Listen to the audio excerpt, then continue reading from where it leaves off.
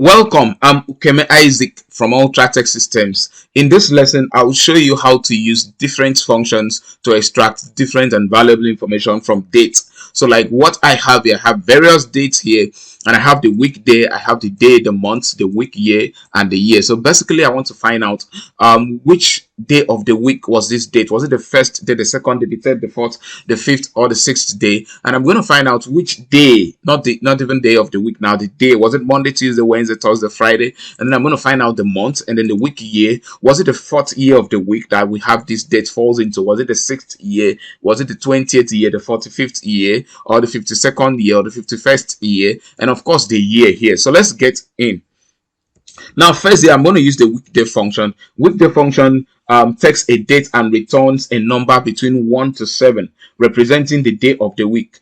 Now, the weekday function has two arguments. The first argument is the serial number. The serial number must be a valid date. So I have my serial number, my date here in cell A2, so I've entered A2. And the second argument is the return type, though it is an optional argument. In Excel, whenever you see an argument in a square bracket, such argument is an optional argument. It means that if you do not provide a substitute or an alternative, Excel will automatically select the default for you. And for this function, the default is 1 for Sunday and 7 for Saturday. That can actually be changed anyway. So I press enter. Now I have the weekday. But what if I want with this now, the week actually begins from Sunday. What if I want my day to begin on Monday? I will press enter to enter the return type. And on the return type, you see I have 2 here for Monday. So I can have press enter and then I have that. Now let's look at the day. On the day, I'm going to use another function. I'm using the text function. Okay, now the value is going to be my valid date. So my value, my date is in cell A2. Again, I put a comma to separate that particular argument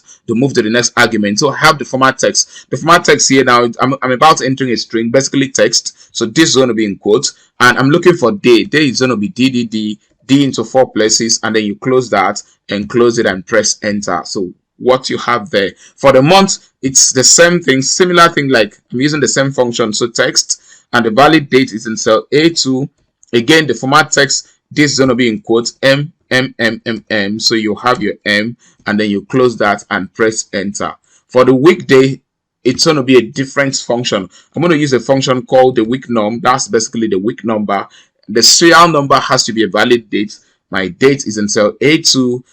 Can I use the return type? Okay, the same thing like what we have. The default is 1 for Sunday and then 7 for Saturday. But if I press enter, that's going to be what I have here. So again, for the year, I'm actually going to use the text function, and then I'm putting my value is the date. My date is in cell A2, and then I'll just make sure that this YYYY has to be in quotes, and then I press enter, and you will see what I have here.